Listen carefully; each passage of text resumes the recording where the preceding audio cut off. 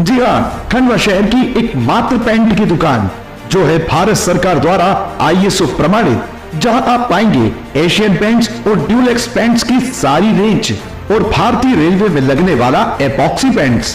साथ ही हमारे यहाँ वाटरप्रूफिंग केमिकल की सारी रेंज उपलब्ध है और मकान में लगने वाले दीमक का काम भी किया जाता है। अधिक जानकारी के लिए संपर्क करें राजा पेंट्स, बॉम्बे बाजार, खंडवा।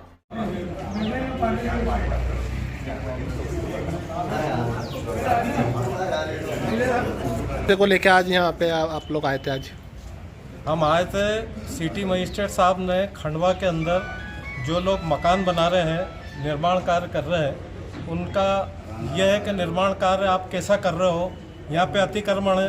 तो आदमी जब सामग्री अपनी डालेगा, नगर निगम को शुल्क भरा हुआ है, नगर निगम से नक्शा पास है, उसके बाद भी आदमी बनाएगा कैसा मकान? तो वो जो उसको उठा के अतिक्रमण को बता के सब ले गए रेत वगैरह लोगों की। और इस तरह से अगर ये चल रहा है तो किस तरह से लोग शहर का विकास होगा? शहर का तो विकास ही अवरुद्ध हो जाएगा, ना दुकानें ना मकान बनेंगे। और जबकि रोड को छोड़ कर दिया हुआ है, रोड से अलग रखे हुए थे, उनको बता रहे हैं, रॉयल्टी बता रहे हैं कि साहब ये रॉयल्टी है, ये कागज़ है, तो मानने को तैयार नहीं। मजबूरी में फिर आपका कलेक्टर साहब के पास आना पड़ा। तो क्या बेचने की थी या मकान बन रहा था? मकान बनाने, हमारा तो मकान बन रहा है, उनको वो भी पता है कि मकान बना रहा है और ये मकान के अंदर जा रही है सामग्री, रेत जा रही। अब जगह नहीं है, तो जगह नहीं होने के कारण वहाँ दीवार के साइड से, और वो रोड है जो ऊपर जाता है, आपके ईदगाह रोड जाता है, वो ईदगाह रोड है, दूध तले रोड है, साइड में रखी हुई थी। बेचने वाली तो कोई बात ही नहीं। लोग किस तरह से हम ये पूछ रहे हैं कि आप किस तरह से लोग मकान बनाएंगे, बताइए आप।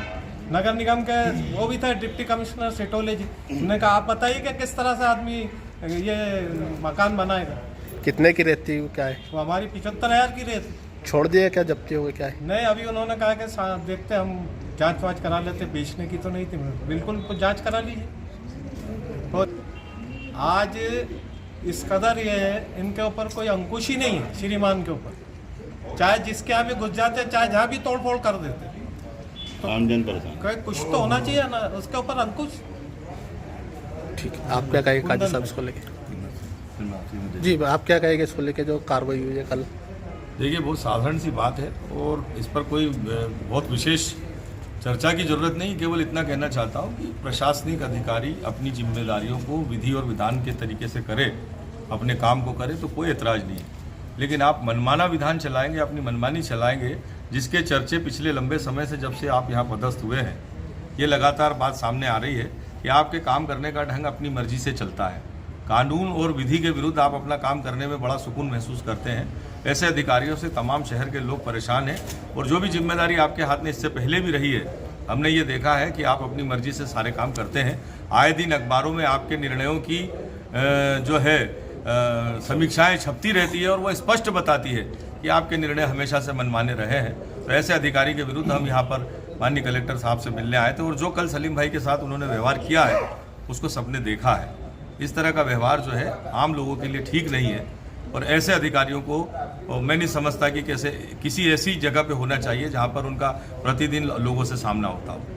जब शहर के विकास को लेके कार्रवाई की जा रही है तो क्या आप नाराज क्यों इससे? देखिए, शहर का विकास, जहाँ तक विकास की बात है तो हम लोग सब चाहते हैं कि शहर का विकास हो, लेकिन विकास के नाम पे जो विनाश किया जा रहा है, हम लोग उसके विरोध में आज जो है कलेक्टर साहब से मुलाकात की हमने।